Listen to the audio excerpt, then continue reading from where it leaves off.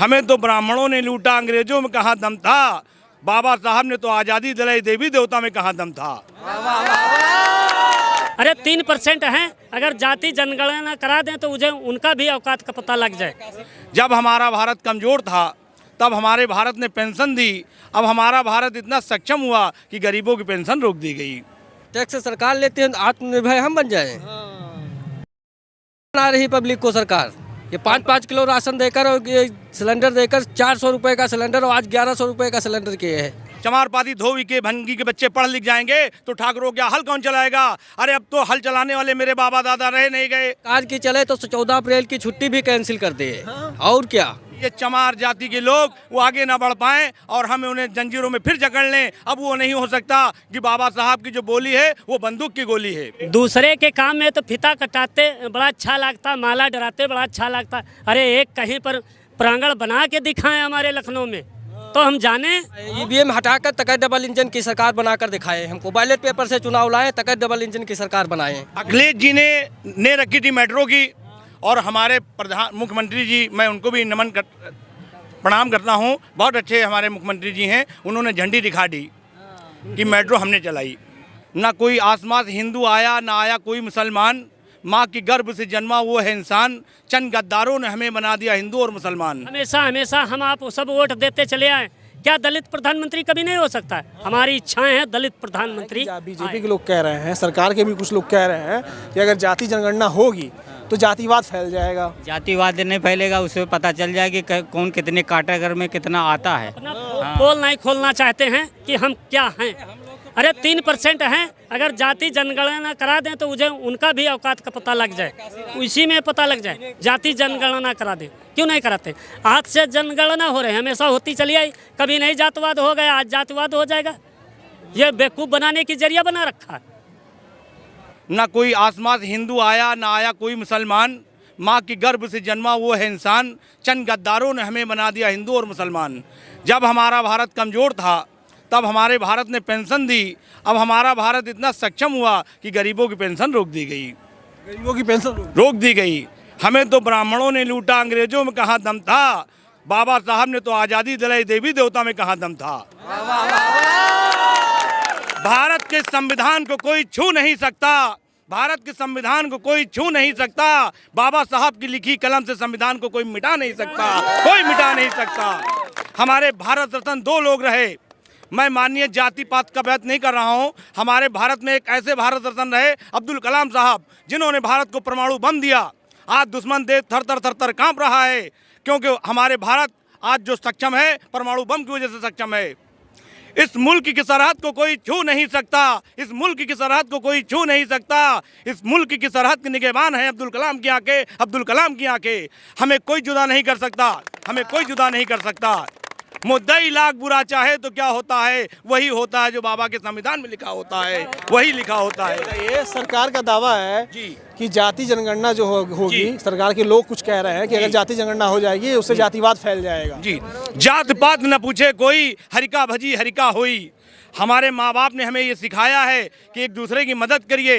ये कि नहीं कि हम जात पात में लड़ा दें। वही मंदिर मस्जिद का मुद्दा, वही मंदिर मस्जिद का मुद्दा। सिर्फ रोटी पकाना है और सेकना है, आपस में हमें लड़ाना है। हम उस नफरत के बीज को तो छोड़ दीजिए, हम उस पेड़ ही को काट डालेंगे जिन्होंने संभावना बना रखी है हम लोगों को लड़ाने की। बाबा साहब एक परम पूज्य ऐसे थे जिन्होंने हम गरीबों को, दलितों को शिक्षा दिलाई, जो आज हम लोग शिक्षा के माध्यम से आगे बढ़ रहे हैं। छुआछूत खत्म की। आज स्टैंडिंग खाना जिसने भी बनाया, यदि मिल जाए तो मैं उसको प्रणाम करता हूं कि जात पात में जो भेदभाव बना है, ठाकुर ब्राह्मण चमार पाती धोबी कहते हैं कि ठाकुरों के, चमारपाती धोबी के भंगी के बच्चे पढ़ लिख जाएंगे तो ठाकुरों क्या हल कौन चलाएगा।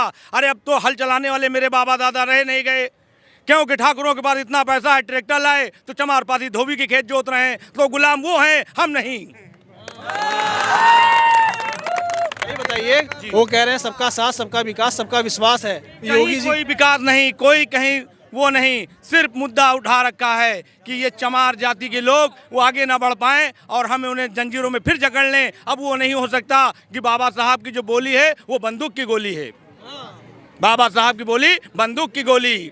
अब हम पीछे नहीं हटने वाले। चाहे कुछ भी हो जाए। बीजेपी के लोग कह रहे हैं 24 में फिर से मोदी जी आएंगे। देखिए, मोदी जी आए या ना आए, मुझसे उनसे कोई मतलब नहीं है। वो भी बहुत अच्छे प्रधानमंत्री हैं, हमारे देश को दिया सब कुछ उन्होंने, मगर ये जनता का है, जनता का जो इन्वेस्ट कर रहे हैं। और सड़कों में जो गुलदस्ते रखे जा रहे हैं, ये गुलदस्ते जनता के पैसे से हैं। अपनी जेब से कोई गुलदस्ता नहीं रख के देखता। ये देखिए, हमारे देश के नौजवान, ये समाज, ये हमारे बाबा साहब के चाहने वाले, आज करोड़ों की भीड़, सैलाब उठा हुआ है। कभी इतनी बड़ी जयंती आपने नहीं देखी होगी जितनी बाबा साहब की जयंती हमारी। जब तक सूरज चांद रहेगा बाबा तेरा नाम रहेगा, जब तक सूरज चांद रहेगा बाबा तेरा नाम रहेगा। जय भीम, जय भीम, जय भीम, जय भीम, जय भीम, जय भीम। बाबा साहब, बाबा साहब, बाबा साहब। ये बताइए मुझे, बीजेपी का ये कहना है, सरकार का ये कहना है कि रोजगार बहुत मिल रहा है युवाओं को। युवा भी युवाओं से बात करेंगे, रोजगार की क्या स्थिति है? सर रोजगार की स्थिति तो कुछ है नहीं। हाँ? स्थिति तो कुछ नहीं है, कुछ नहीं है, कुछ नहीं है। हम ये देखिए, हम लोग आए थे यहाँ ज्वाइनिंग के लिए, वो भी प्राइवेट कंपनी निकाली गई है। और देखिए, ये कंडक्टर का निकला था, हर जगह, हर जिलाओं से, हर डिस्ट्रिक्ट से निकला था कंडक्टर का। हम लोग ने गए, भरे थे फॉर्म। हम लोग सोचे कि गवर्नमेंट की जॉब है। यहाँ आए तो पता चला कि प्राइवेट कंपनियाँ, तमाम 4-5 कंपनियाँ यहाँ हैं। तमाम कंपनियाँ में हम लोग अपनी ज्वाइनिंग कराने आए तो यहाँ पता चला कि ये ₹1.75 की पर किलोमीटर के हिसाब से यहाँ तनख्वाह है हम लोग की। अच्छा, तो सरकार का ये भी तो कहना है आत्मनिर्भर बन जाओ। अरे आत्मनिर्भर कैसे बन जाए बताइए? कोई रोजगार मिले तब तो कोई, भाई अपना टैक्स सरकार लेते हैं, आत्मनिर्भर हम बन जाए।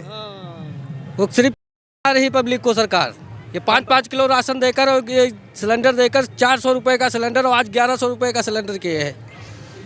सिर्फ खाली पब्लिक को चूतिया बना रही है, और कह रहे हैं भला कर रहे हैं जनता का। भला कुछ नहीं कर रही है। ऐसा कुछ भला कहाँ है? भला कहे देते, अरे भला का भाला कहे देते, भाला कहे देते। हाँ, भाई साहब देखिए, पन्नी पे एक एडवर्टाइज आया था कि भारत से हमारे सरकार की चले तो 14 अप्रैल की छुट्टी भी कैंसिल कर दे। और क्या भाई साहब, हमारे देश में एक पन्नी का एक प्रचार आया था, उसमें लिखा था कि पत्नी फेंको लैला लाओ, पत्नी फेंको लैला लाओ। पत्नी बोले नहीं, पन्नी फेंको थैला लाओ, पन्नी फेंको थैला लाओ। अरबों खरबों रुपया पन्नी वाले के यहाँ पहुँच गया, फिर भी पन्नी नहीं बंद है, पन्नी चल रही है। कहीं से बताइए पन्नी कहीं बंद हो तो पन्नी न फेंकिए और लैला लाइए। सरकार का ये भी दावा है जी सर कि उत्तर प्रदेश में इतना विकास कभी नहीं हुआ जब से योगी जी और डबल इंजन की सरकार आई है। जी देखिए, अखिलेश जी ने रखी थी मेट्रो की, और हमारे प्रधान मुख्यमंत्री जी, मैं उनको भी प्रणाम करता हूँ। बहुत अच्छे हमारे मुख्यमंत्री जी हैं। उन्होंने झंडी दिखा दी कि मेट्रो हमने चलाई, और ने तो रखी थी अखिलेश जी ने और झंडी दिखा दी योगी जी ने। मैं उनको भी प्रणाम करता हूँ, और बहुत ही अच्छे मुख्यमंत्री रहे हमारे देश के। दूसरे के काम में तो फिता कटाते बड़ा अच्छा लगता, माला डराते बड़ा अच्छा लगता। अरे एक कहीं पर प्रांगण बना के दिखाएं हमारे लखनऊ में तो हम जाने, दूसरे में तो फिता कटा लेते हैं। की सरकार बनाकर दिखाएं, ईवीएम हटाकर तक डबल इंजन की सरकार बनाकर दिखाएं। हमको बैलेट पेपर से चुनाव लाएं, तक डबल इंजन की सरकार बनाएं। हाँ, आज ये हमारा गोमती नगर जो चमक रहा है, ये अंबेडकर पार्क की वजह से चमक रहा है। हमारी बहन मायावती जी ने ये जो ने रखी है अंबेडकर उद्यान की, किसी सरकार ने ऐसा नहीं किया दलितों के लिए एक बना दे। बाबा साहब का जो पार्क बना, इसमें दलित समाज के लोग बैठकर वार्तालाप कर सकें। हमेशा हमेशा हम आप सब वोट देते चले आए, क्या दलित प्रधानमंत्री कभी नहीं हो सकता है? हमारी इच्छाएं हैं दलित प्रधानमंत्री आए, एक बार दलित प्रधानमंत्री हो, दलित प्रधानमंत्री हो।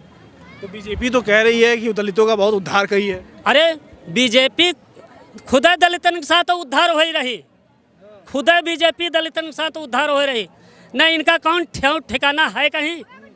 अगर दलितन के वोट की बदौलत तेने उनका उद्धार हो रहा है भैया, समझो। बाबा साहब की और